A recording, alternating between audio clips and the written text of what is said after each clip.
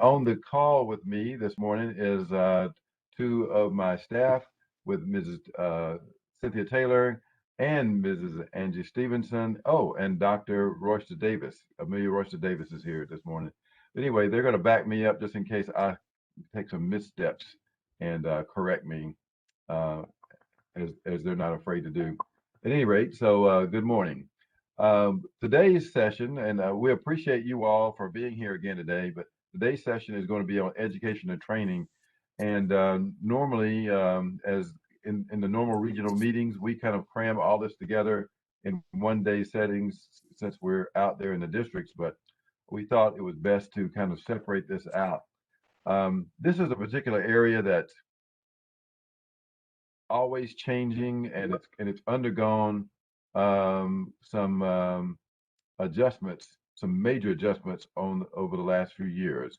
I've just received a note here that Reggie Flythe also is on the line. He is part of our staff. Reggie was the section chief for driver education prior to me coming to the Department of Public Instruction. So we're glad to still have Reggie and Angie, who are retirees, but are subject matter experts, as I've mentioned to you a few days ago. So anyway, moving right along. So the education training portion of the program originates out of the national standards, as I told you, are divided into 5 particular areas: program administration, education training, teacher certification, DMV, and parental involvement. This particular area houses the student curriculum and also the teacher assessments and that or teacher training. A few years ago, we had a training, and we'll mention this again, that in our assessment by our peers and from sponsored by NHTSA, there were 3 of those 5 areas where we felt like were our most critical, and teacher education was the most critical area. And so we're going to dive into that in just a few minutes. But first, what I'd like to do is go over the curriculum here. I mean, the agenda. We're going to start off with Leandro versus North Carolina. We've got Angie Stevenson, who's going to cover that for us, who is our basically our liaison on the staff that is covering that particular area. Then we're going to dive into teacher education, and then the student curriculum, and then something that was born this morning. I guess I could change the order of that, Angie. Recruitment and retention, and then driver eligibility. So we'll get started into this, and let's rock and roll. So Angie Stevenson, as I just mentioned, is a retiree from the Wake County Public School System, and that she is a 30-year teacher with them, and she was also the last 16, 17 years she spent as a lead teacher in the Wake County schools for driver education. So, Angie, would you take it away on the Leandro versus case? Certainly, thank you. Good morning, everyone. So today I'm going to just provide a brief overview about the Leandro case, which has recently come back in the forefront of news and education in our state. But it is something that started in 1994, as you can see on the screen there, by 5 rural school districts. And originally that was Cumberland, Halifax, Hoke, Robeson, and Vance counties. And then they had additional plaintiffs join them. So for your information, if you were to return to this presentation, I tried to include some links along the way in the event that you would like to investigate it further. As a person who began working in Wake County in 1993, I was well aware of this. I also am a person who attended a public school myself in Bladen County. And so I'm aware of going from somewhere that is more rural to somewhere like Wake County and Raleigh, the distinctions that are evident across our state. So this is a little bit about how it was first brought to the attention of our state. And then it has continued to be something that has not been implemented or followed up with in the way that it was intended. So we do have some things going on now. So that's a general description of the case. Most recently in 2017, the Governor's Commission on Access to a Sound Basic Education was tasked with coming up with some recommendations. And then in 2019, we had the West Ed report that was released to the public that gave everybody a little more insight into this. And so as a section of the Department of Public Instruction, driver education is also tasked with keeping all of this in mind as we make our training and our course to students available. The next slide is just a quick 1-minute video that really covers quickly some of the things that we mean by what is Leandro. So it's a good thing to watch, and it's also something you might want to share in your own districts. It's just a minute long.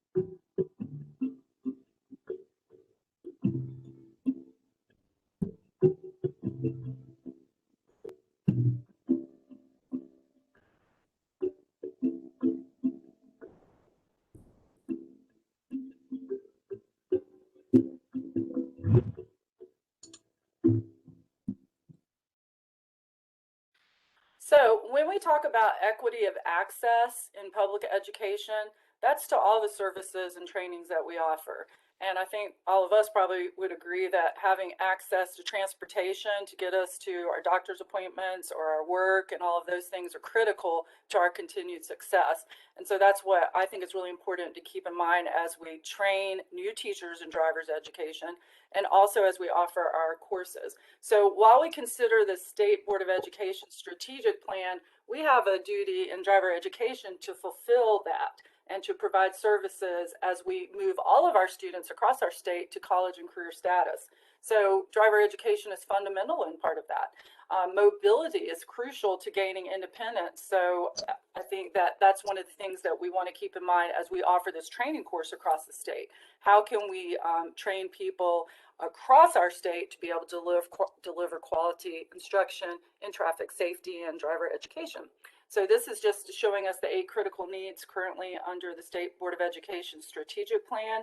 And I think that critical need number 5, which is highlighted there, direct resources, opportunities, and initiatives to economically disadvantaged students. A strong focus should be placed on addressing the needs of economically disadvantaged students to address the greater challenges in those contexts. And a lot of research has been published, certainly over the last year and a half as we suffered through this pandemic, about how people are able to get from one place to another in order to receive the services that they need. And again, another link there if you need it. So if you'd like to learn more about Leandro, these are a few places that you can access some information and that continues to follow it. Also, the whole idea of what we mean about why Leandro matters to our children across our state. There's to the left there on your screen is a webinar, and it does include questions and answers that Yvonne Brannon of Public Education First kind of mediated, I guess, and then some more recent access from June 29th that might be something that allows you to learn a little bit more about this as it pertains to education in our state. Thank you, Angie. There's another slide here. I slipped in on you. This was presented to us at a Driver Ed Advisory Committee meeting a few years ago, and the study had been done. This was a national study that shows that that the students receiving a license before their 18th birthday, that 80% of them were of families of, excuse me, students who are in homes that were had $100,000 or more in their gross income. They received their license 80% of the time, as you can see, going down toward $20,000. Those students don't receive their license very often. So there's a question of economics of of students having access to vehicles and getting started in the work pool.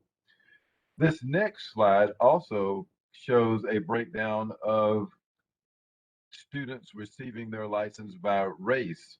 And you can see that in this uh, slide, in the first column, 16-year-olds, 80% of those students are of 80% of the students receiving their license at 16 years of age are white. And as you can see, that it kind of flips as you get older, next to up to 20 years of age. So this was a graph that was presented to us by the University of North Carolina Highway Research Center, and this was actually done in North Carolina. So this was quite alarming, and it's like you really don't understand the gravity of all this, and it's like so what part does driver ed, as Angie said, what part can driver ed play in this? And as I mentioned before a couple of days ago, or in the administrative pieces, these are goals of the State Board of Education, and driver education should be woven into the fabric of this as well. So we'd like to really keep those things in mind as we are continuing to move forward. At the end of this presentation today, we're going to have a discussion about recruitment and retention. And as you can see here, we did this poll among our existing driver ed teachers today, and that we had 1,326 teachers, and of those, the majority of those teachers are white. And then we also found that that it was, I believe, it was somewhere between 5 and 10 districts have 50% of Black or African American teachers. And then you can see the breakdown going down the rest of the line: Hispanic, Native American, and other relations. So it sounds like we might have some questions in here, and take some notes if you want to, but we are recording this webinar. So Cindy, Mr. Logan, I hear that sound too, but there are no messages here in the group chat. I will let you know if one comes up, but I do hear that noise too. okay, all right. So, but there's no messages. All right. So we'll continue moving forward, and if there are no questions, we'll move on to the next area, which deals with teacher training. I'm going to introduce Reggie here in just a second, but this is an area where from the 2015 assessment was pointed out to our state that this was a significant area of focus, and both the teacher curriculum and the or teacher certification and the and a student curriculum. First, I want to talk about something here is that on this slide, as I told you, I was going to try to provide you with slides that could become references later on. But existing professionals and restricted license holders can relieve, excuse me, we have created a teacher certification program that can license current professionals and paraprofessionals to get a license. The reason that we did this was because there was a college and university shortage of programs, and but to go more into detail on this later on, then we'll come back to the actual renewal pieces to this. Teachers basically renew their license as they would, or as any other license holder would, through the Department of Public Instruction. And you can see the breakdown there. You would go through the licensure portal to do this. There's 8 CEUs that are required every 5 years to get your license renewed. And those teachers with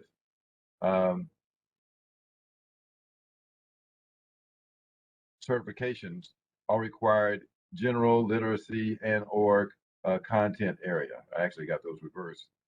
General content area and or literacy to that. So we'll dig more into these later on as we move through this. Talked about that. There's a tremendous need for professional development in our state content-wise, and that we found this out to be very true last year when there was a shortage of conferences for teachers to and other meetings for teachers to attend.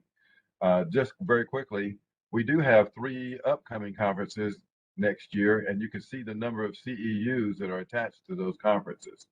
Connie Sessoms, who is the executive secretary for the North Carolina Driver and Traffic Safety Education Association, shared with us yesterday, and I don't know if Connie's on here today, but is he, Cindy? If he's not, if he is, I would let him share in this. But we have a conference coming up. The registration is going on now. In fact, I think that they're approaching a deadline where they need to give some numbers to the hotel. But that conference is worth 12 hours or 1.2 CEUs. You would submit those to your local Board of Education, whoever keeps up with that. And then once you renew your license, you would receive a certificate, and you would scan that certificate and put it in our licensure portal. The problem, a problem that we discovered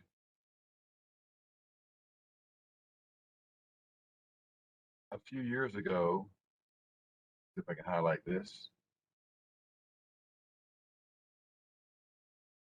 Number 4 down there.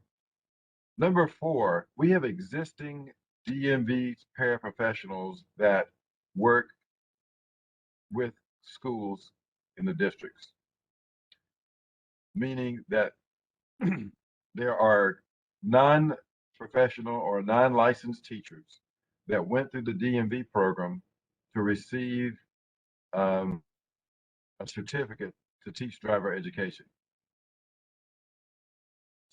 What we have found is that certification or that license or that class did not actually certify these people to teach driver education.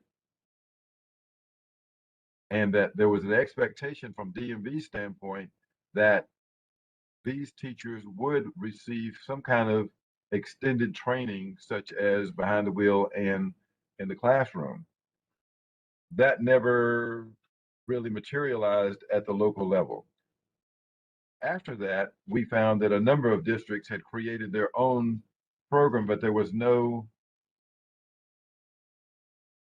legal way of saying that these teachers had actually completed a training, which also led to the reason why we had to create a teacher training program. So to kind of move this forward a little bit, I'm going to go ahead and introduce Reggie Flythe, and he's going to tell you about the creation of our safety and traffic education program and a little bit more depth on how that came about. Good morning, everybody. Can you hear me okay, Carl? Absolutely, great. Okay, great. Thank you all for joining us on the call today. I just want to, I didn't mute my phone, I'm sorry. We didn't hear. I just wanted to give you all a brief overview of the 2015 North Carolina Driver Education Assessment that was done by a group of our peers from other states who came in and basically found within our teacher training program that there was no standardized, evaluated, or consistent delivery of instructor training programs. And at that time, East Carolina University was still in play, and the DMV programs or training programs. So it took a look at those, and they found that the instructor training curriculum was not based on any state or national standard. and recommended that we standardize the prerequisites, whether you're going to be in an in-house program or an in-house program, and adopt a standards-based instructor training program curriculum that is used by all training programs in North Carolina. So what we have done at the department is basically put together this teacher training program. Next slide, please, Carl. And basically put this program together to meet the needs that we have in our state. On this slide, if you just look at the teacher certification, recertification, DPI collaborate with DMV to establish a instructor certification process that establishes minimum education and recertification requirements to all driver education instructors. We have been in consultation with our DMV partners. We are not where we would like to be totally, but we have made gains in our efforts to standardize what we're doing in the area of teacher certification. And again, we cannot make rules and policy for our DMV partners, but we certainly are engaged in conversations to work toward that goal of that peer review done in 2015. So as far as DPI is concerned, we use the technical assessment to align all work efforts to meet or exceed the national standard. We use the ANSTI, which is the Association of National Stakeholders in Traffic Safety Education. We use their teacher training materials that were developed in 2017. We were given permission to use those materials, and we put them on our learning management system called Canvas to provide the program to be able to be delivered statewide in a virtual setting. We found that there are a lot of teachers that would like to teach driver education and could not get to the 2-week course that DMV is providing because they couldn't take 2 weeks off work, or it was a hassle, or it was expensive for them. Just to give you one story, there was a person in Cherokee County who had to go all the way to Greenville, North Carolina for 2 weeks to take that DMV course. That was travel to and from Cherokee, both weeks, hotel room in Greenville Monday through Thursday nights. And it cost him a lot of money to do that program because that was the only spot available in the state. So we wanted to try to create something that people could do and provide it at a minimal cost. So we created this Safety and Traffic Education Program, or otherwise known as STEP.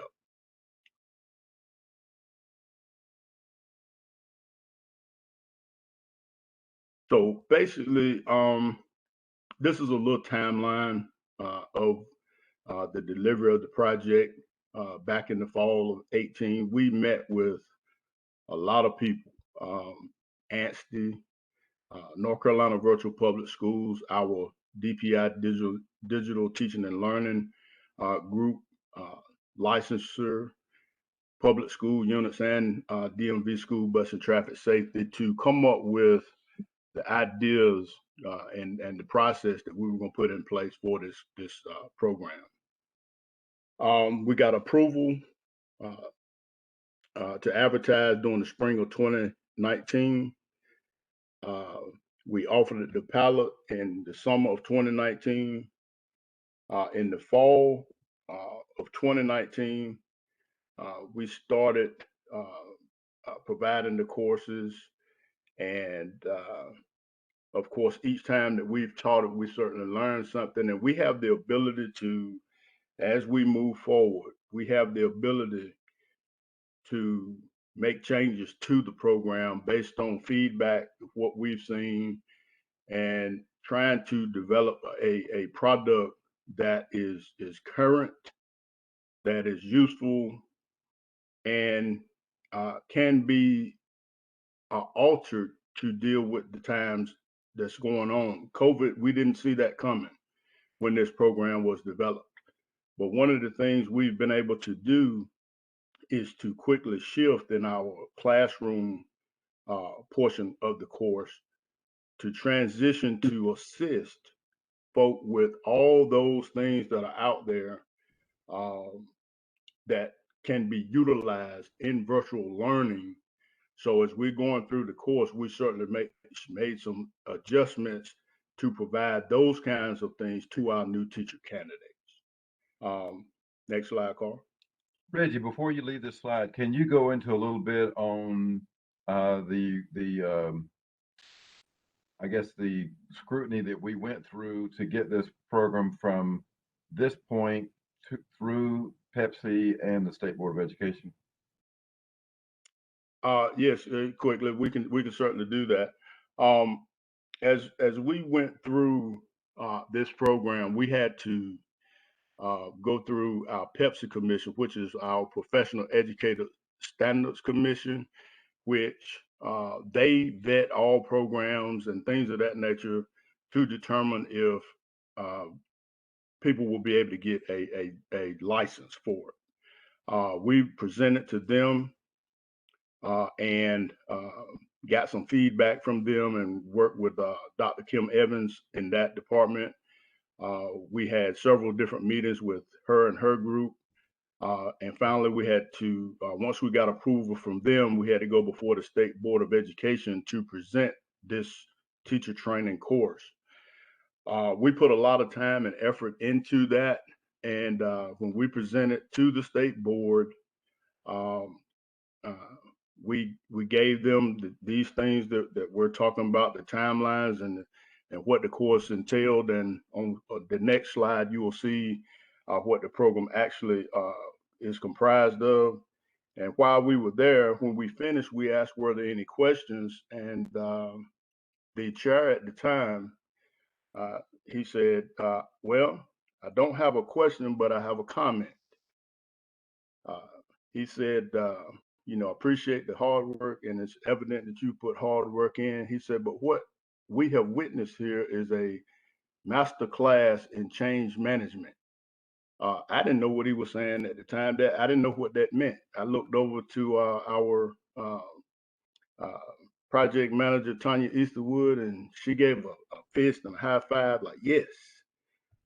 So basically, after that, we have basically done a good job in putting this program together, and we just hope that our folks in the field will take advantage of these courses. And again, this course, the way it's designed, because there's no college credit courses available, this is a very intense course. It is not easy. And we've done all we can to keep it cost effective. I am dual certified. I've taken the DMV course in 1996, and I also took the Joe Schrader's East Carolina courses in 2011 and 2010 and 2011, which I paid several $1,000s to do. And so when looking at what we've put together here, I can assure you that you will be. It is worthwhile to participate in this program, and it will certainly do what we needed to do to meet the needs of the kids in the state of North Carolina. Reggie, can you also mention about the state board comment regarding paraprofessionals? Oh, there is a liaison on the State Board of Education who is a paraprofessional, and this course, if you are a paraprofessional, say you work as a TA or in the front office, and you don't have a teacher license, but you do work within the school system in some capacity, she was happy to see that we have a pathway. She said, because, you know, I was a bus driver coming up. I love to drive and I love children. She said, for you all to have thought about this and put this together, you have provided the opportunity for folk to who love children and who could do a good job but don't have a teaching degree to be able to work with our kids, and for that we are grateful. So that was good to hear as well. So on the screen you see a program courses summary. There are pre-screening and assessments that are done by the department and the public school units. In addition to stage 2, we've added for new teachers a DMV and North Carolina specific content course to get them acclimated on the rules and regulations that are included in state law. And then we provide the foundations course and the stage 3 involves 2 courses where we dive into the classroom and behind the wheel specifics in teaching driver education. Included with this, once you complete the online coursework and those 4 courses are done in Canvas, upon completion of that, we will give you a certificate, but that certificate is not the 096. All right, because everybody is looking for 096. In order to complete the program, you must, after you finish the online component, you must do 30 hours of actual student teaching and 24 hours of student teaching behind the wheel. So there's an additional 54 hours of student teaching practicum that is done under the guidance of your a mentor or your driver education coordinator in your area. And there are some paperwork that must be signed off on by DPI. We've put those documents in DocuSign, and we'll have established a process for licensure after you complete your student teaching practicum. So all in all, it's going to be a minimum of 134 hours of total time. And, you know, again, we've developed this so that the things that you will learn in the class, they are certainly transferable and will be usable as you deal with each other and as you deal with your students. So Reggie, can you tell us about how is stage 2 and 3, how is that delivered? What is the, how do teachers access that course in Canvas? Okay, all of those courses are in Canvas. If you, we send out through our office, send those out, invitations to accept those courses or invitations to apply for the program. And if you meet the prerequisites and get through the pre-screening process, we will determine, you know, whether you are a new teacher candidate or mentor candidate based on your years of experience and so forth. And those courses again are in Canvas, and what we've done is we've where I paid over several $1,000s to take the East Carolina course. We provide these courses for a total of $3.74, which is the cost of your Canvas account. Right. Tell them about the synchronous and asynchronous meetings. Well, I didn't know you wanted me to go in that much detail about what the course entails, but each week we do have required meetings for mentors. They are normally on Monday nights, and for new teacher candidates on Tuesday evenings. We meet anywhere from 1 to 2 hours, depending upon the subject matter at hand. Most of the work that is done, we basically have set it up so that each week you're working on specifics that we are going over. For example, we could be working on lesson plans or something for that week, and there are discussion boards and things of that nature so that are involved in the process. So each of those things tie into the actual reading and the learning in which you'll be doing. So you take the things you learn and then you apply what you learn through our discussion boards or through uh, the assessments that we have throughout the lessons. As we go through, there are several video um, uh, submissions that you have to do in the classroom. One of the differences between taking that DMV course and taking our course is you actually, with our course, are geared toward students. In the DMV course, you actually just pretty much teach a class or teach a section to your peers. So we break it down and talk about the different learning styles and talk about differentiating instruction and all of those kinds of things that are necessary to the teaching task. So it's highly engaging, and I think we put together a good product, and it also calls for you to collaborate within your LEAs throughout without the course because they are required. New teacher candidates are required to contact LEA coordinators and driver education teachers and observe classroom instruction that is going on, whether it is in-house or virtual, and also try to schedule a ride along or some ride alongs in the BTW while they are in the classroom so that they get a good idea of what it actually looks like um, before they have to go out and do their student teaching. Great, Reg. All And right. what kind of comments have you gotten from teachers in the program? From the most part, Carl, the comments have been positive.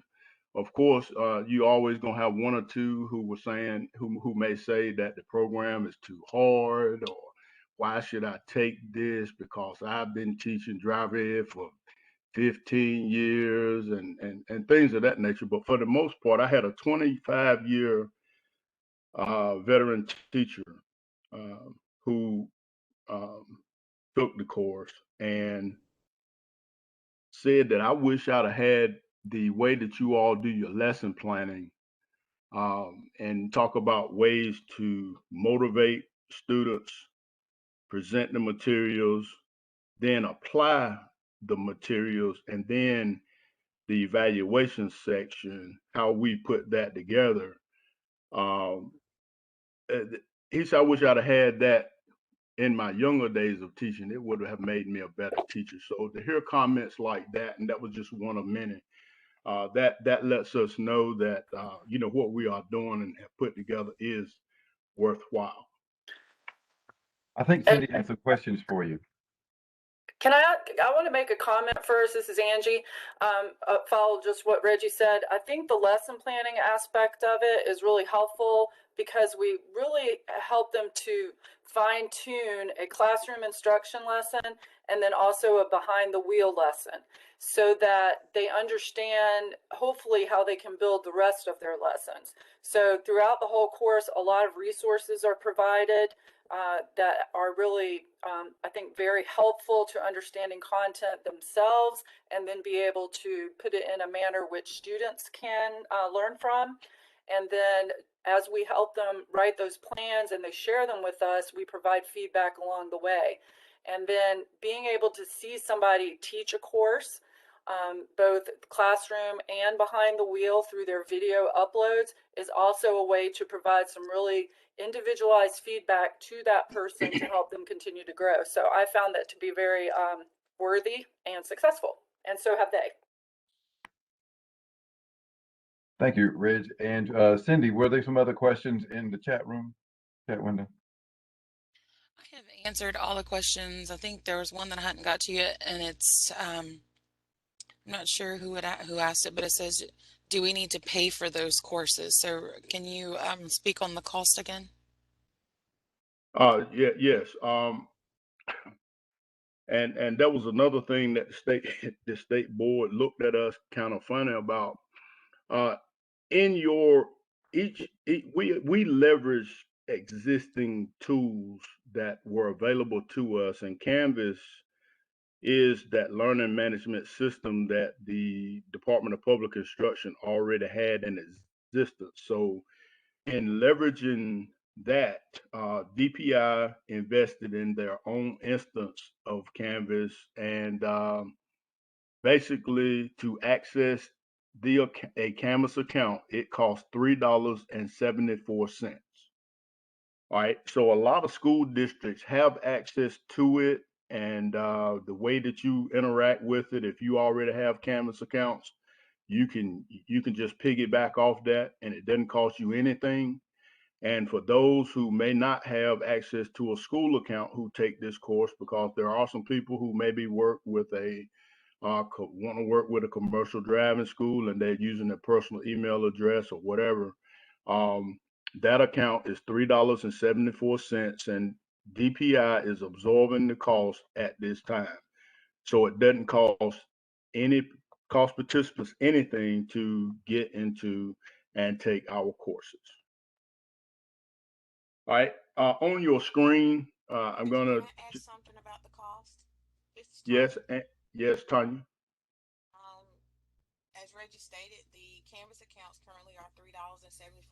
So if you are a current teacher in the state, as Reggie stated, and your email address is in the data system that pulls in from PowerSchool that feeds the Canvas instance, it is free it is free for whatever that cost may be, and that does change annually based on the contract. In addition to that, currently those accounts are being absorbed by DPI at $3.74 for everyone. But as the program grows and additional resources are needed, that price may change for non-public education teachers if they do not have a school email address. And we can have additional conversations around that. But as Reggie stated, it is currently $3.74 for current teachers with that LEA district email address. However, they are currently absorbing that cost, thankfully. And so, but in the future, that could change. And as additional resources are needed, that could change for non-LEA attendees. Thank you. And thank you, Tanya. And again, we have tried our best to leverage existing things that we have, and we do know that things can change, and that's why it's important for us to continue to advocate for each other and to advocate for our students.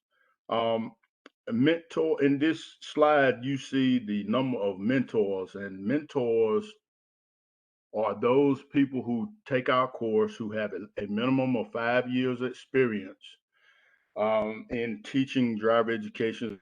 So you do already have a teaching degree.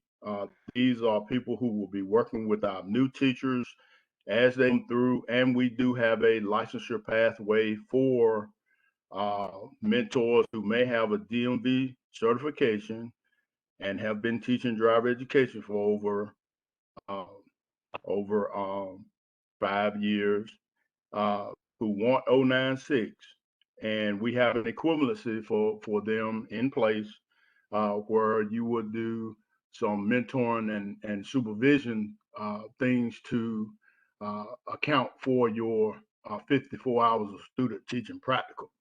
So that is in place for mentors, but here are the numbers. In December, we had 14, 5 in 2020 in May. In the fall, we had 10. In May of 2021, we had 7 complete the course. And in August, this particular uh, course that we have going on now, we have 16 mentors currently in that course. Carl, if you go to the next. And finally, the new teachers who were enrolled in the May 2020 course, there were 11. We had 58 complete in December 2020, 35 in May of 2021.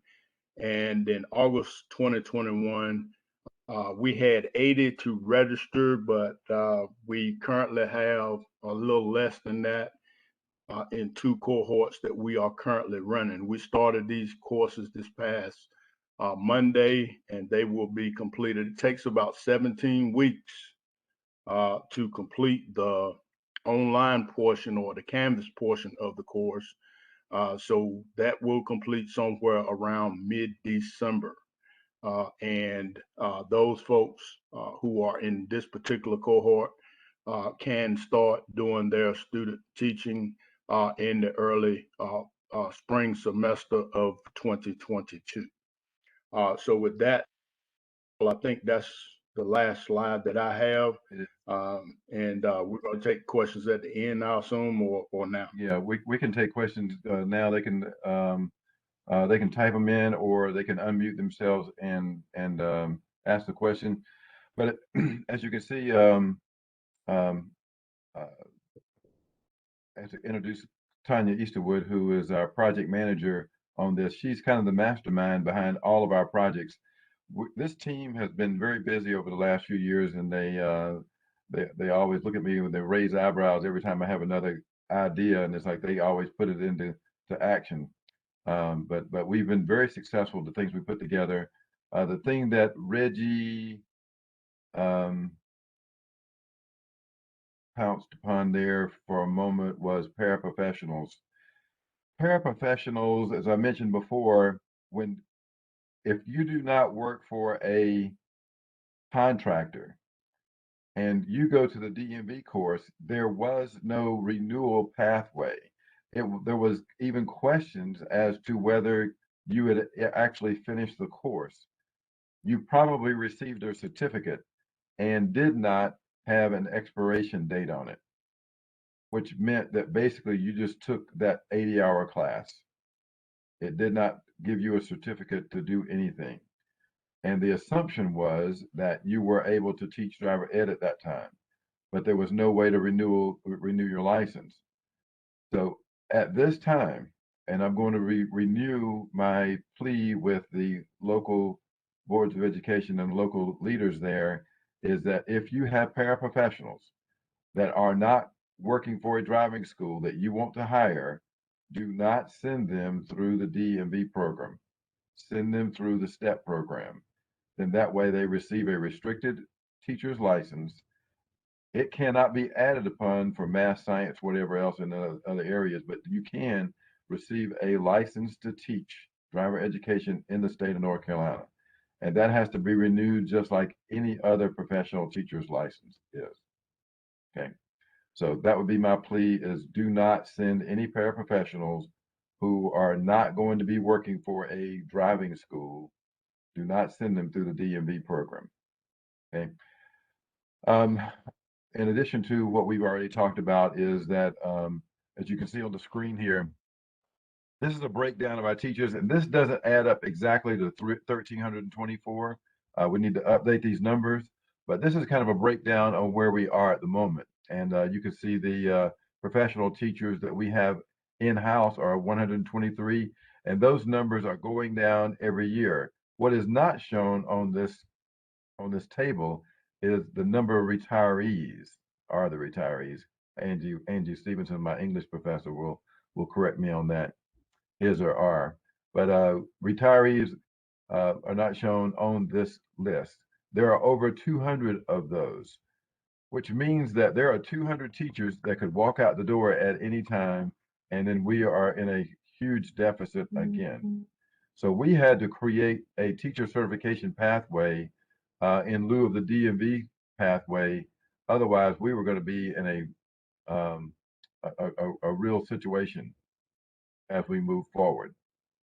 And because we've got an association out there, and we've got DPI who have been advocating for this program, and we finally got a dedicated funding source. And so we're having to try to change the direction on the that we were heading. We had lost 400 teachers between 2014 and 2017, and some of that came during the shutdown. They just didn't come back. And then last year we found that we have a significant number of teachers who have not returned yet due to COVID, which alarms us. And Cindy, you may have some questions in there again, but as you can see here, we are trying to address some of these issues that we saw that were most critical to us. Cindy, are you good out there? We're good, Mr. Logan. Keep going. No questions. Keep rocking and rolling, huh? Yes, sir. I just do what I'm told. So now we're going to switch gears. The student curriculum. The student curriculum 115C-216, local boards of education shall offer a non-credit driver education course in the high schools using the standardized curriculum. Stop right there. DPI, we could not do that. Our program is nearing its 100th year anniversary. 100 years of driver education in the state of North Carolina. The first curriculum was approved in 1958. We only have a record of 3 curriculums since then. And as you can imagine, that was just post horse and buggy to the 1950s to the 1970s, and we had not updated this curriculum. So in 2015, during the assessment, it was suggested that we update our curriculum. Also, the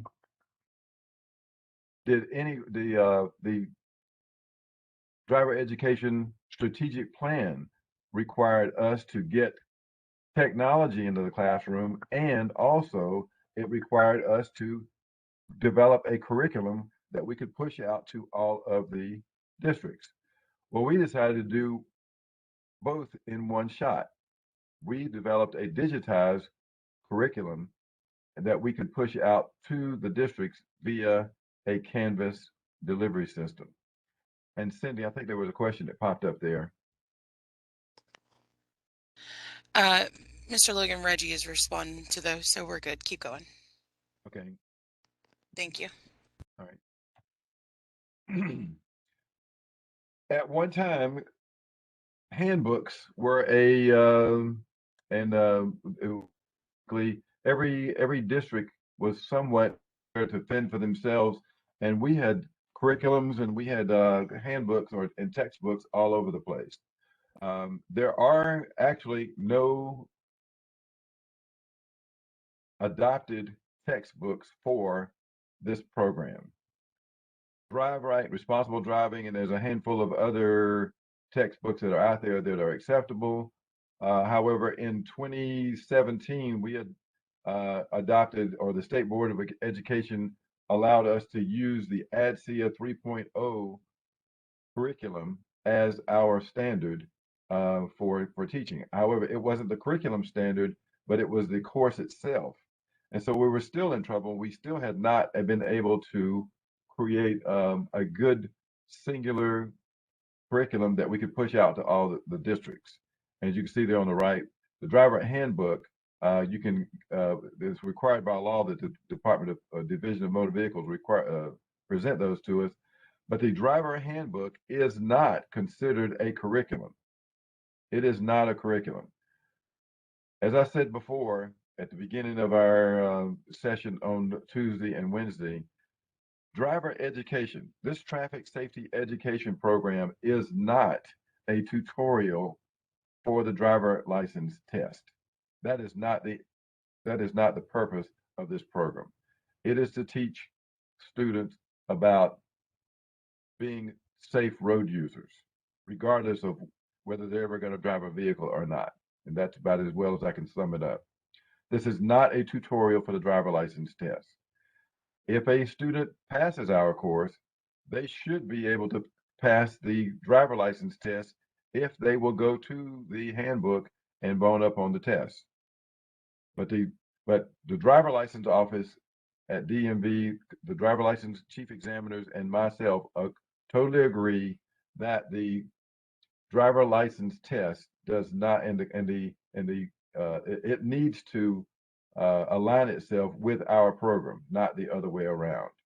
And so that is something that we're going to be working on as we move forward down the road to align the program. Okay. No questions still, Cindy?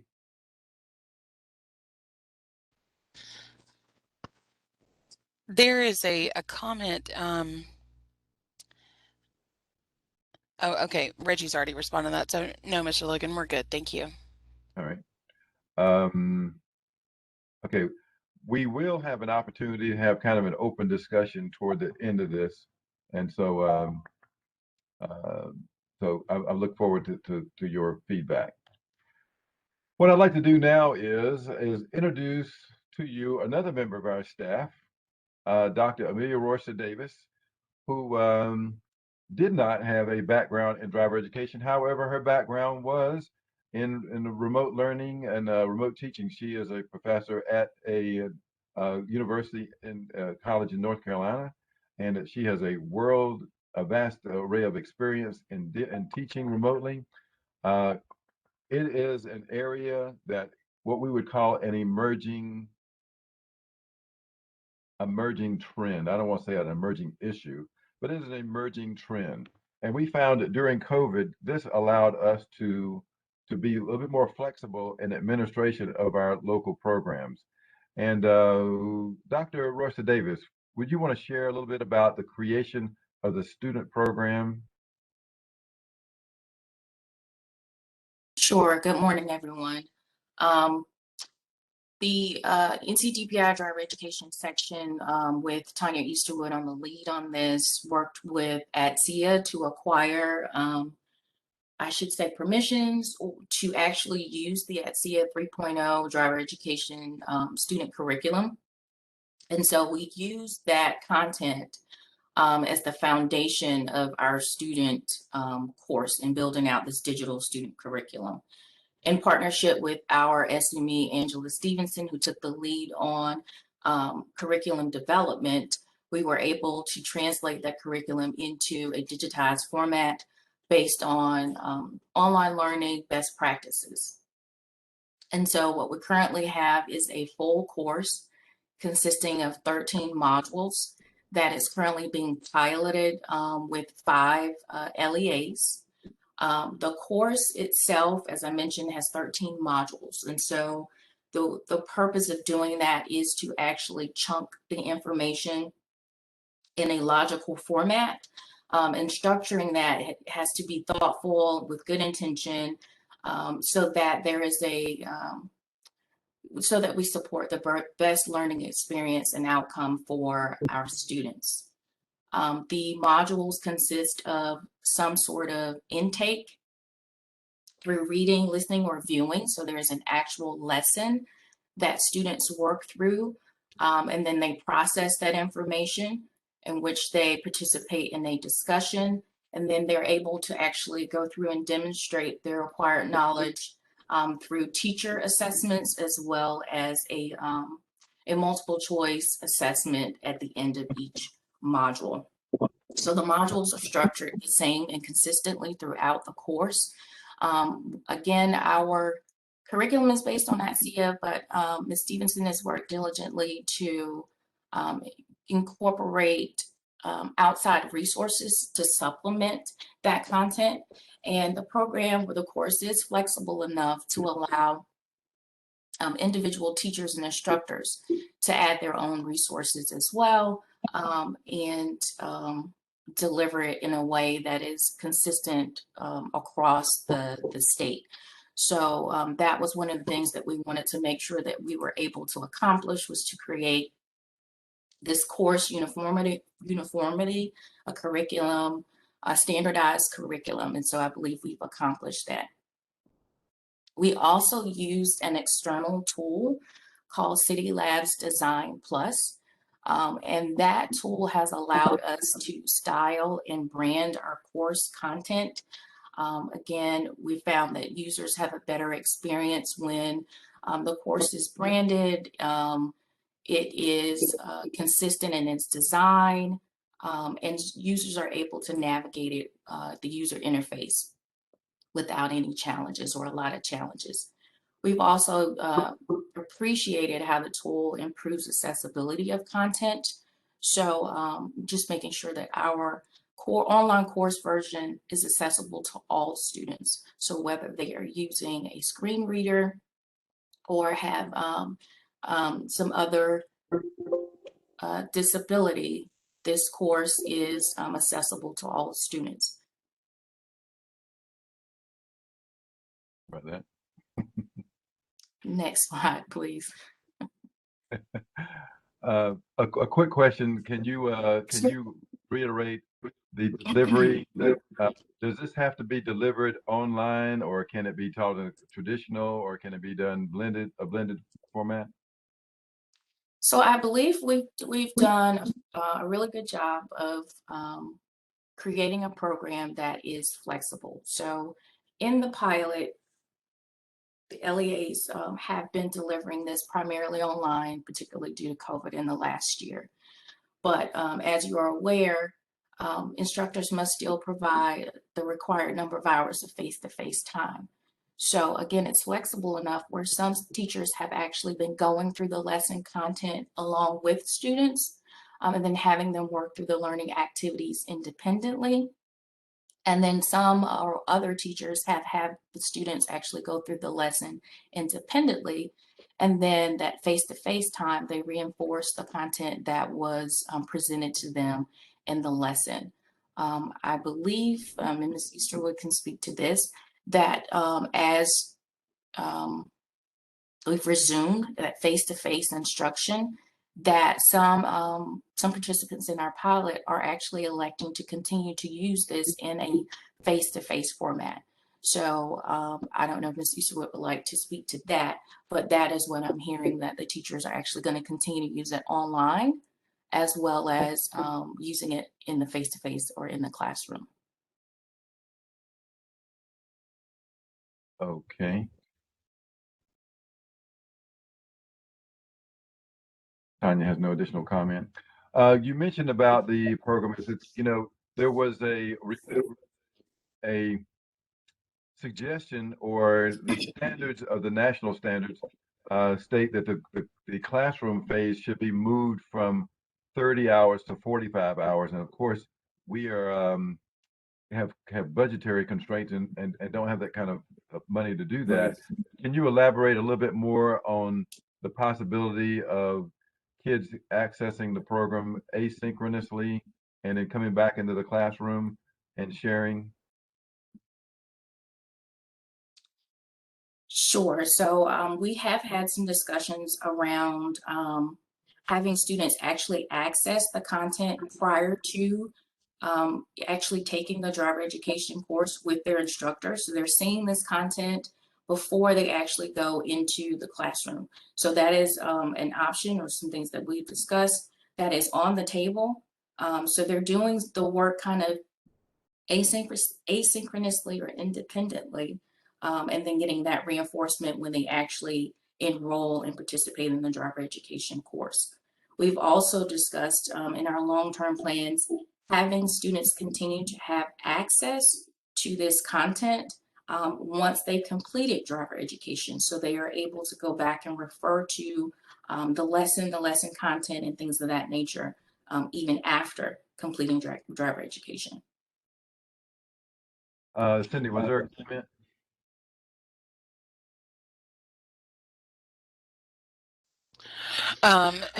Chad from Alamance Burlington said that personally, I think 45 hours is a bit much. If anything, let's add time to the behind the wheel portion. And you make a good point. And then again, the comment that or the discussion that we had at the national level was that there was when you were, and this is kind of an administrative concept, that there is information, especially some information that may deal directly with taking the permit test, that students really don't need to be in a classroom environment, or it doesn't need to be teacher led. And so there's information that can be accessed by the students, and they have a good general working knowledge of it, such as road signs. There are certain aspects of road signs that that that can be taught outside the classroom, or most children or most students come to driver education with a good working knowledge of road signs. However, we found that we spend a lot of time in the classroom environment teaching about road signs or traffic control devices, which most people already know about. And so is there a need for that? And you're paying a teacher anywhere from $15 to $35 an hour on and accessing and using that or teaching that during that time period. So we felt like they could be done in a different setting. I hope that kind of explains it a little bit. We are not able to decrease the amount of time in the classroom yet. However, we are looking at some models, or we're looking at creating some models down the road of where we could possibly do such. We are also discussing with the uh, this is just a discussion phase, but of of of increasing the number of hours behind the wheel to 8, where a student would come back to you at the end of the 365 days, and they would actually get 2 additional hours and take the road test with you, where you would actually put that in the DMV computers, and they would actually get their license instead of having to go back to the license office. So there's a number of things that are being discussed. And Angie, I'm sorry, Dr. Davis. Um, did I interrupt you? No, not at all. Mr. Logan, I wanted to add a statement. This is Tanya again. Just to address the timeline, we do understand the 45 minutes can be a lot, but Hours. some of the best practices that have been done with being in an online format and face to face, you know, you can actually see some of the knowledge transfer taking place whenever the light bulb is going off, but some of that engagement is can be lost, or you're unable to gauge it whenever it's student with the computer, and sometimes you can't gauge if they're reading all of the content or not.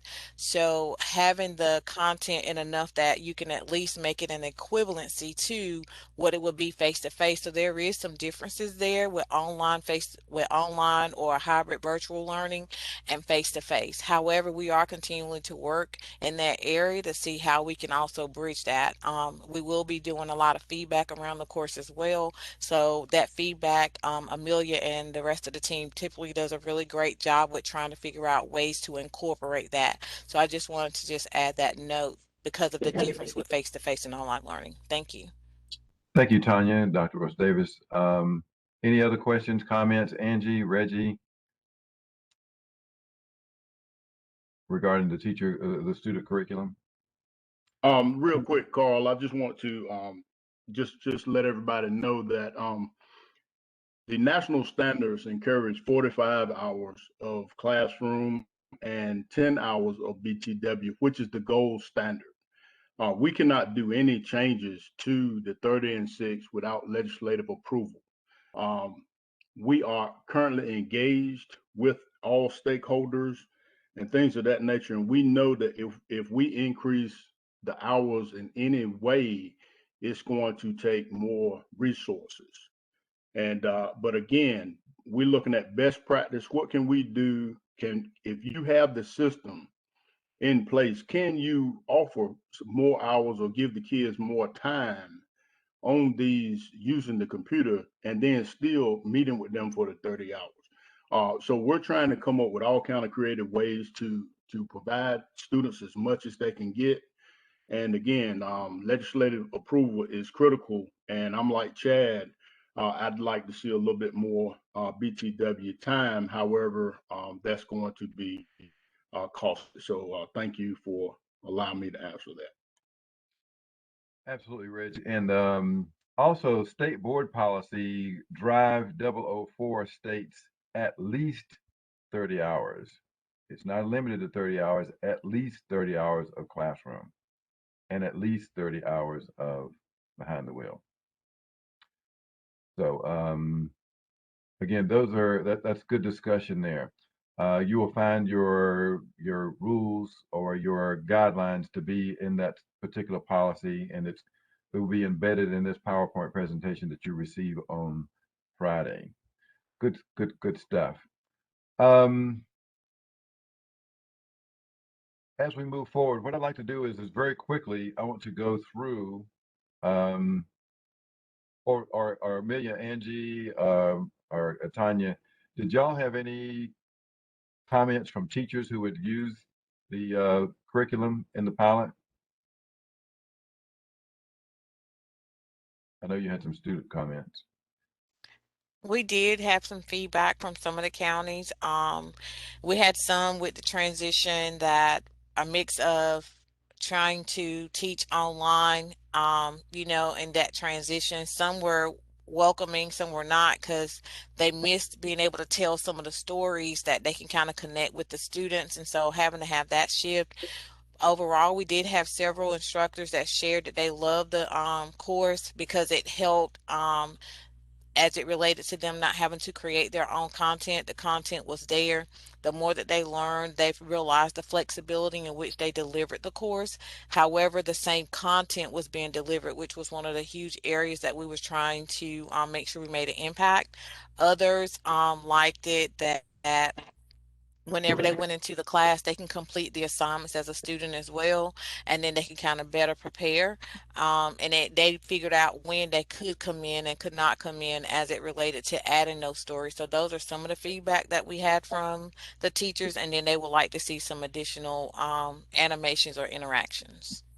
You know what's interesting is I visit a lot of schools, and for various reasons, and or when I go into restaurants and or maybe standing in line or whatever, and there's 14, 15, 16-year olds there, and I'll ask them, have they had driver ed, and then about what is their least favorite part about the program. They said it's boring, and I hate hearing the teachers' stories, which is kind of interesting because that's like you said, a lot of teachers will use their own stories for the purposes of teaching, and I can understand to a certain extent, but they might want to poll their students to find out what do they feel is best.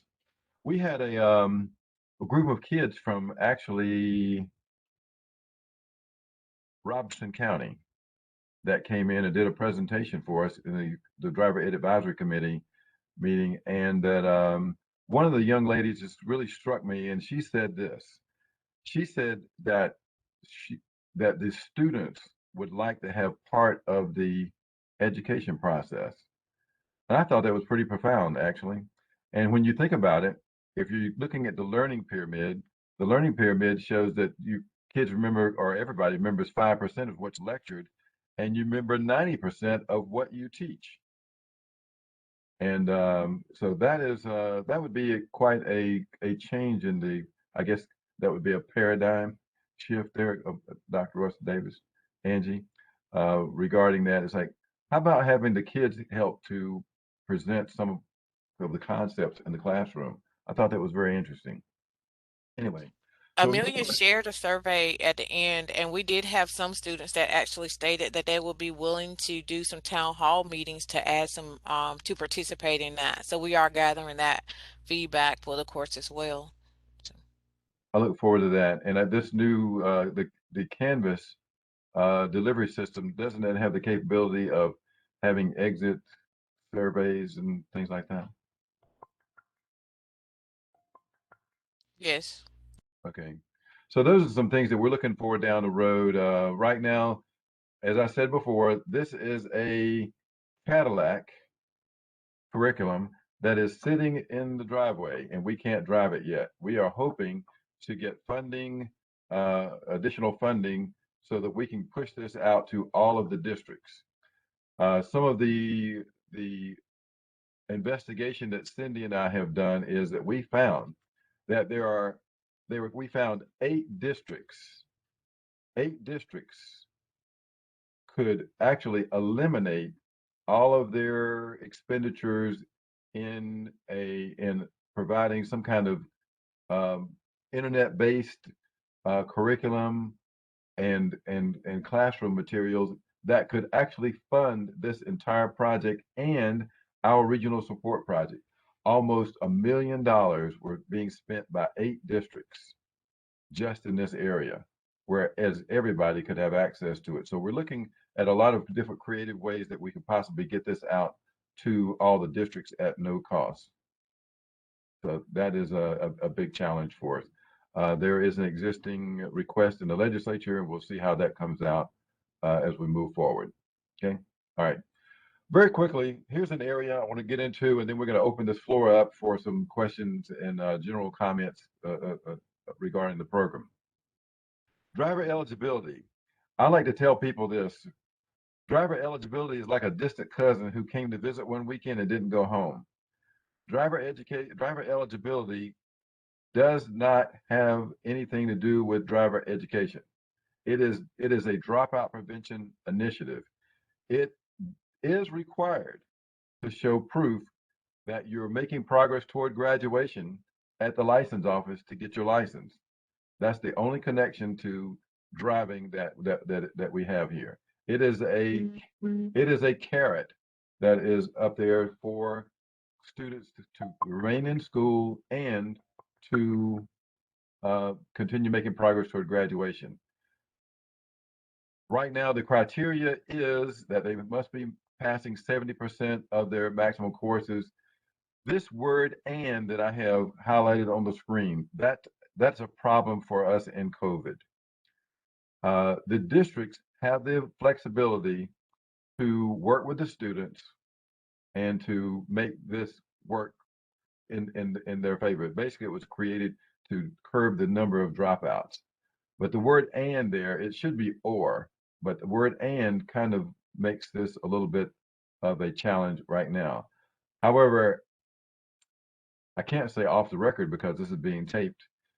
It is the position that we have now, and I'll just say position at DPI, that COVID-19 was a hardship, or is a hardship, continues to be a hardship. And we're asking that all the districts, and if you're involved in this in driver education, I would highly recommend that you try to push this back to dropout prevention or the counseling areas, because it really doesn't have anything to do with driver education. Whether a student can go finish the program and go to get their license doesn't, it is not criteria for whether the student can enroll in this program or not. No, it's not connected. So as far as the eligibility part is obviously you see your hardship exemptions there. And if you need, I wish I had this on the screen. Charlotte-Mecklenburg Schools has a website for driver education. It is what I call Driver Education Central. It has a tremendous amount of information on there, even driver eligibility and other information. I'll just go ahead and tell you this. Cindy, can you put this in chat? It is cms.k12.nc.us. And if Connie Sessoms is on here, kudos to you all for having this wonderful website that has all this information. But on their site, it has some examples of eligibility forms, process that they have, and all that to go out to the districts. Okay. So if there are no questions, we'll continue moving forward. But I would highly recommend that your district exhaust all of the hearings and the conversations prior to taking a student's license or denying them from going to get a license simply because of COVID. Hey, Mr. Logan, there is one question if you would like to answer it. Yeah. Terry Wilson says, we have seen over the last year and a half, young high school students do not do very well in online courses.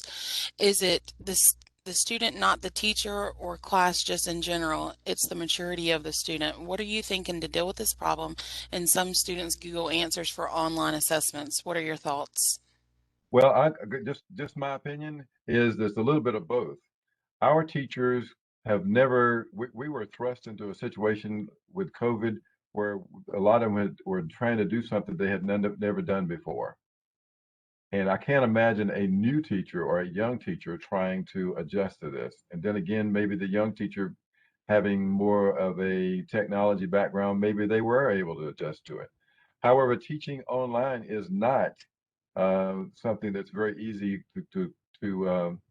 and this is more of a Dr. Rosa Davis question because she's done both, and it is not an easy task to do. However, on the other side of the fence, there are students that you have to be there physically, and like what Tanya said is to see the information transfer. And I'll let Dr. Rosa Davis comment if you'd like to regarding this area, because I know that you've done this, and there's limits the number of people in the classroom. I know that right now we have a max of 50 in our classrooms. However, COVID caught us in a position to where uh, this that number is not conducive to good education. And I know that we and DMV had collaborated on that number. We recommended 25 contractors in the commercial schools that are not working in the public school situation. They're bound by 25 students. We did not change the number of students in state board policy during COVID. However, it is something that needs to be looked at. Amelia, do you have any comments regarding online teaching or remote teaching? Sure. So I do recognize, as you stated, that during COVID, there was this switch that many people were not prepared for that transition into online learning. So I think that one of the challenges is that oftentimes instructors will try to take what they do face to face and just put it in an LMS or an online learning environment.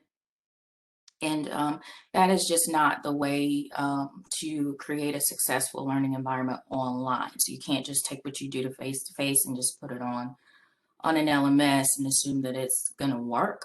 There are online teaching standards that you need to follow and best practices to ensure that learning transfer occurs in the online learning environment.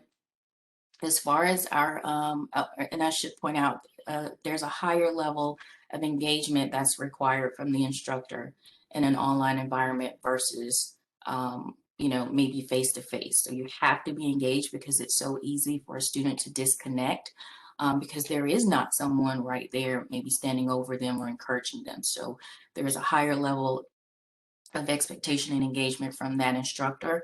And you also want to incorporate as much interaction and social learning as possible.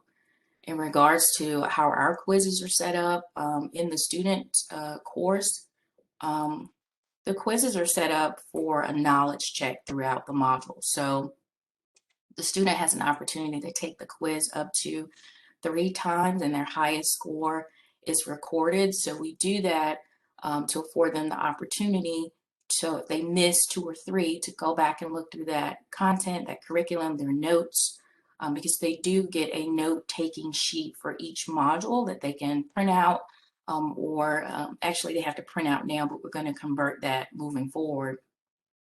Print out and take notes as they work through the module.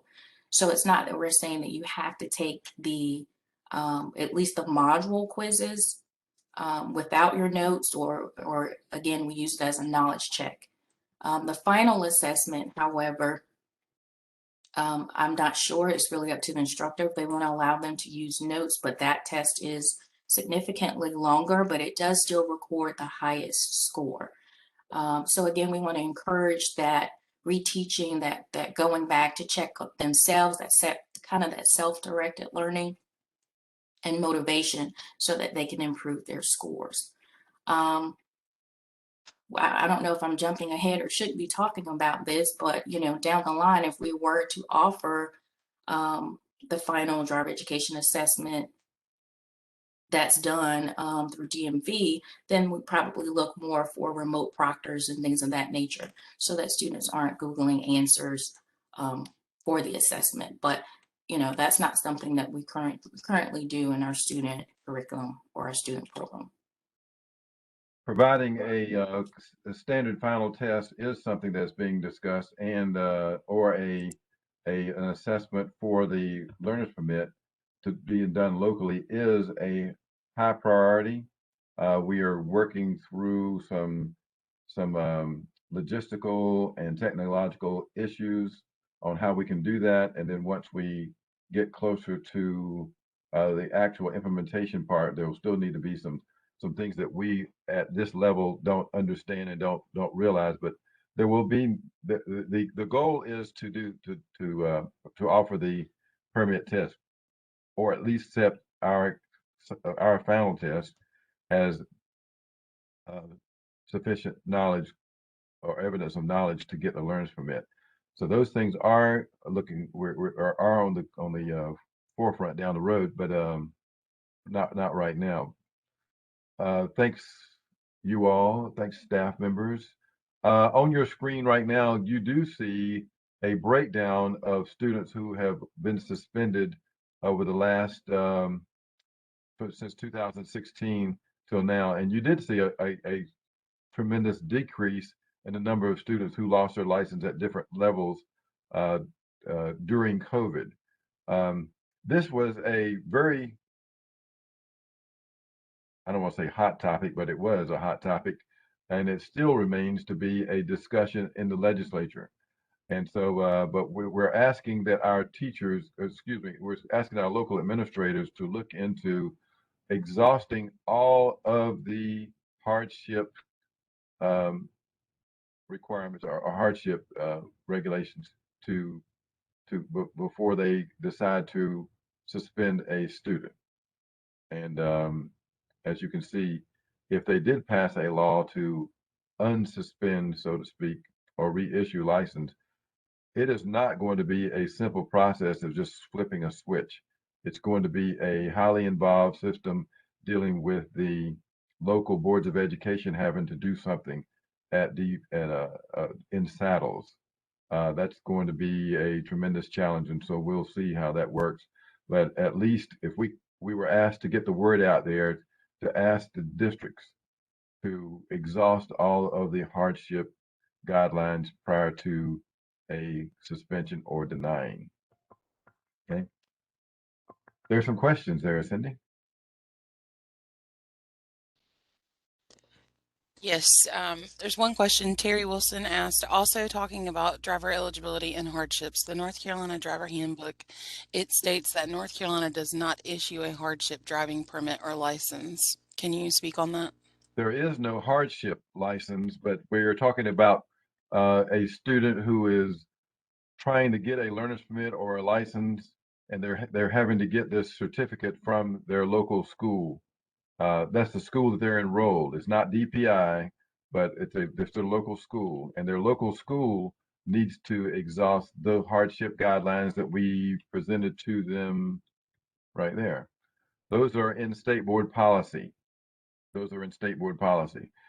These are the hardship exemptions. This right here is number 4 actually on those guidelines. A student who cannot make progress toward graduation or its equivalent, and there should be a committee at the school to work with that student. And so this is kind of like exceeding a safe speed. Even going under the speed limit, you can be exceeding a safe speed. This paragraph right here actually is a catch-all, and that I hope that you all can get the flavor of what I'm trying to tell you all right now. But a student has been identified by the principal designee that they cannot make progress toward graduation, and so these students can be issued a driver eligibility certificate to go and get their license or their learner's permit. And I hope that answered your question.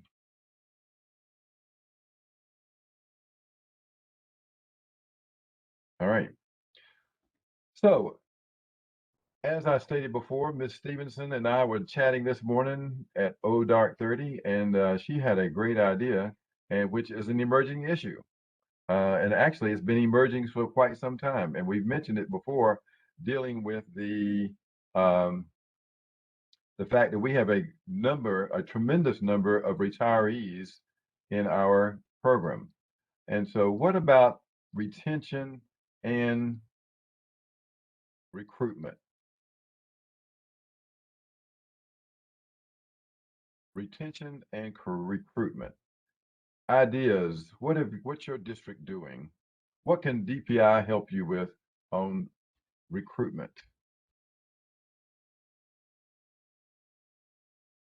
And just to kind of get this started while you're thinking there and writing, um, our regional support project was born. It was a model to the superintendent's regional support project, in that there are 8 districts in North Carolina, or 8 regions in North Carolina, that has a um, that has a superintendent specialist that assists areas or superintendents in their particular region. And we thought that we would create the same situation, that we would create 8 positions, and they would report to DPI, but they are in the regions that would help you to um, facilitate and administer your program, so that you don't have to reinvent the wheel. I used to work for DMV, School Bus and Traffic Safety, and I had a regional supervisor, and it was always great to see him teach, because he had stolen ideas from other districts that he was supervising. So it was always great to see someone with some new ideas on how to administer things. Unfortunately, each one of you district coordinators in your area, you are administering your program, and you really don't have any guides to go by other than just what you hear from us or what's in state board policy. And in essence, you're having to reinvent the wheel. And so how can we help with this? And I think there was a couple of questions in there, or at least a comment. Recruitment and retention. There was one comment. Chad from Alamance Burlington said he thinks that the STEP program is a great help, especially with the flexibility of the course. Well, that is one of the things that we discussed when we created this. There was a need for an access for local school teachers who could not get away for 2 weeks and to go take the DMV course. And this one works right down their alley. And in fact, we have a new coordinator who is a baseball coach, and over in Johnston County. And but we know we have a lot of teachers that just can't get away. And that works right down their alley, to being able to be flexible, get the same content. And also, I've asked Reggie this question, and Angie as well. Uh, the teachers that go through this course, do they have a leg up on teaching remotely, because they have actually just gone through 17 weeks of such a course? So at any time, if y'all want to bring up any ideas or whatever. But anyway, our discussion is on avenues of recruitment and retention. Questions, comments, any ideas out there? When we go to the national conferences, you look around the room, it's quite disturbing the amount of gray hair in the room. And that how do we make traffic safety education attractive to young educators? How do we do that? And I know that some of the folks who were there on the last day, there was at the ADSEA conference, there was a presentation by a group from Oregon, and they were talking about Generation Z and the language that they speak, and all the multimedia things that can be infused into the classroom. And it was extremely intriguing, and that it gave a different mindset on education. And it was very good. I told the guys, I said, you all need to take this on the road. It was extremely engaging, which is a key to education. Engagement. How do we engage the students? And if we're completely on one side and we don't see their ideas on the other side, there's a disconnect that we can't bridge that disconnect. How do we communicate with our younger generation? When our teacher staff is getting older, they're young folks, and they have a completely different dialogue and a way of communicating than we do. No questions, comments? Open your mic. Well, I I would just like to add to that. One of the things that I know as both an English teacher and somebody who works at the county and state level is how communication and information is disseminated most effectively. So usually I discover that it has to go out several different ways so that you can catch people on the method that they most frequently use. So for example, to communicate with the high school in my area, I send it to the PTSA, I post it on the web page, and then I also have it go out on Twitter. So hopefully those kinds of avenues allow us to maximize who gets it and reads it. Reads it's the key part. So I think for our districts, we need them to think about what's the most effective way to get the information out to their teaching population that this program exists and it might be something beneficial to them. I think that's an area we can explore as well. Yes, If anyone Angie. has any ideas, put them in the chat box. Yes, this is great. This is great. One of the things that we stumbled on during COVID is that the superintendent had a weekly top 10 that was sent out to the superintendents all over the state. And we had a number of things that went out through the superintendent's weekly top 10 that we got overwhelming responses from. So that would be a method of us getting information out to the districts. But we must begin to attract younger teachers and give them an opportunity to see what is being done in traffic safety education. The other thing is, here's an idea that that your driver ed classes themselves can actually become more active at the local level. And as we are part of the fabric of the safety of the school itself, they can do certain projects around the school. And these young teachers, lots of times, are in the position to provide leadership with working with student groups. A few years ago, I was at Butler High School in Charlotte, North Carolina, and there was a Governor's Highway Safety Teen Safe Driving Week. I think it's in October. And I was sitting there it was at lunchtime, and we were sitting there with a group of students, and there was a young teacher. She was probably 29, 30 years old. And she was looking at this in amazement at what was going on there. And I said, have you ever thought about teaching driver education? She said, I didn't know that we had a driver education program. And she was a teacher at the school. And that was quite disturbing. And so I'm not picking on Charlotte-Mecklenburg schools, but there's a lot of districts that we feel that we could do a little bit better job at of getting that message out. And I know that they do in Charlotte. It's just that I just know that I just happened to run across this one particular teacher. So that did not know that there was an existence of a program. Hey, Carl, I have a question for you. Absolutely, go ahead. One of the things that might can help, see, for example, I'm that guy. This is my 21st year in education. So I can remember when I came into education and I talked to the driver education mentors in my district. It was back then, it was limited on the amount of people that can take a course. The state was only certifying, I think, like, it was like so many teachers per year. So it sounds like to me now is that those limits are no longer in place. So I think you can advertise, because what was happening was I knew people back then, 20 years ago, they would go take the course, but they never could get to work. They never could get in. So they would take the course for no reasons.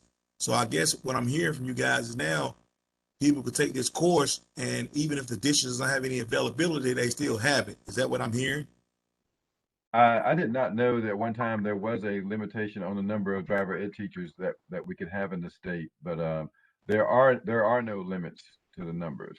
There are no limits, and our STEP program does provide that opportunity for anyone to go and be certified. However, I will say this, that being that this program is very new and we have an abundance of people requesting access or the ability to take the course, we've had to limit the number of applicants to kind of concentrate on the areas where we have tremendous shortages. I do know that there's a handful of counties that have a waiting list for teachers to teach. Now, I'm going to say something a little bit controversial, which I've been known to do. When you're thinking out of the box, and during this time of COVID, we experienced a situation where we had to teach remotely, and that now we're looking at a program of no walls as far as classroom uh, potentiality, and that you could have a teacher who lives in Murphy, North Carolina, who teaches driver ed classroom in Manteo. May not be the best scenario, but there are teachers that could specialize in teaching certain parts of the program remotely. There could be all types of different scenarios where teachers can go to work and assist. And you can't look at county boundaries anymore. So even though you might be a teacher in Haywood County and you could teach across the lines, you could get hired on as a contractor teacher, but your license from STEP or your teacher's license in North Carolina actually allows you to teach anywhere in North Carolina. That's just the thought process. But our guidelines, our current statutes, or our current policies in place, they do not prohibit districts from partnering with other districts. In fact, it's encouraged to partner with other districts, especially the smaller ones, to help facilitate the administration of the program. Good point. Good point. Other questions, comments? This is the part that I miss when going out to the districts, of hearing all these ideas. Your idea may not make it to the final policy, but you may have provided an idea for something that makes it to. I got one more question. Go ahead.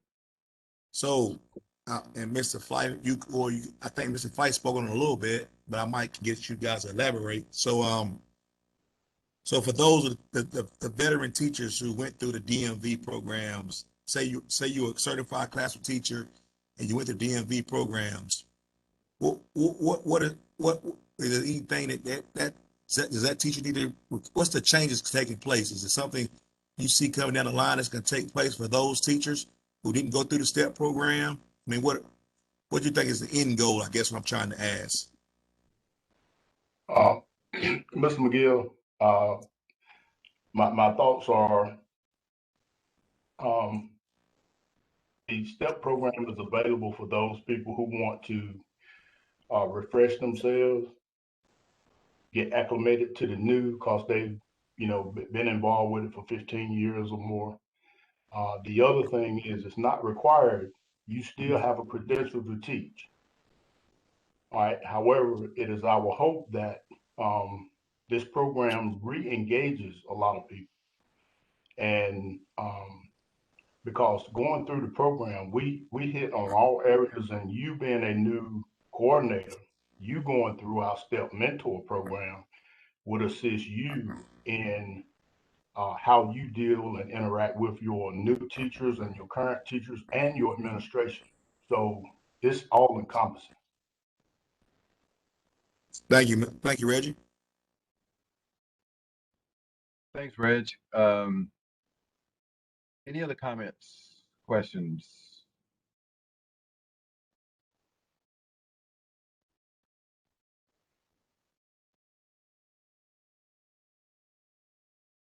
Well, I guess to summarize everything, as you can tell here, and this is something that I continually try to get out messaging, is that this is not a tutorial for the driver license permit test. This is a traffic safety education program. Something that came up in a state board committee meeting was the question of the standard course of study. And so we responded in this fashion. The question was, what parts of the driver education curriculum are aligned with the state board standard course of study? And Angie, you can pop in any moment if you'd like to, but what we found is that we were aligned in many areas of the standard course of study. and that if there were a possibility, if there is a possibility down the road of reconnecting the driver education program into the fabric of the standard course of study, we already have a leg up on doing that. There are certain things that could be eliminated from having to be taught in the regular standard course of study, or maybe even in the driver ed course. One of the questions or one of the complaints that students have is that we've already discussed this, or we've already studied this in health class or in science class or in another class, and that there is duplication. There's duplication, and we want to try to eliminate that because it sounds like that all of the parts of educators or the educational system aren't talking to each other. Which brings up another point. I was with in a panel for occupant protection about 4 or 5 years ago, and the comment at the end by the chair of that committee, who was from Oregon, he says, North Carolina has an abundance of safety organizations. The problem is they don't talk to each other. And I found that quite interesting. And that driver education, we are the educators. We are not the research specialists. We are not scientists. We educate people. We disseminate the information that is given to us by all these other stakeholders, which the North Carolina Department of Transportation is one of them. We are woven into the fabric of, and I keep using that term, woven into the fabric. We are woven into the fabric of the North Carolina Department of Transportation Strategic Highway Safety Plan. We are the educators. And those of you who are teachers, you remember the United States Department of Transportation Highway, don't make me say the rest of it, whatever it is, 1966, that the 4 E's were developed, and education was one of them. Driver education is a main stakeholder or a primary stakeholder in that highway safety plan. And it is recognized still today. And as I told you all yesterday and the day before, that next on the 26th of this month, I will be taking part in a state administrators symposium in Washington, D.C. with the National Highway Transportation Safety Administration. And the primary discussions will be emerging issues. And we've just talked about one, teacher retention and remote learning or other methods of dissemination of the program. And so after this is all over, after this is the last day of these workshops, our door is completely open for your ideas, your complaints, your concerns, everything. We are sitting in this we call it the pink palace up here because it's pink granite. But we're sitting here, and just because we're sitting here doesn't mean that we know everything, but we know you, and you know everything. And if you share that with us, we can figure out how to get it through the processes to where it can become etched in stone, or at least provide some guidance and leadership for all the districts. Our goal is one thing. We want to try to provide the best traffic safety education that we possibly can to all of our students. And we must all be on the same page. Even though that we completely agree with flexibility of administration and the way teachers disseminate information in their classrooms. There is no way that I will ever endorse one way of disseminating information. Everybody has to teach the way they can do it best, and districts have different challenges. So what does this look like? So I appreciate your time and your attention to this, and your dedication to what you do out there. And if no one else has any questions, comments, we will adjourn, and we will see you in this format next year in a location near you. Thanks. Goodbye, everybody.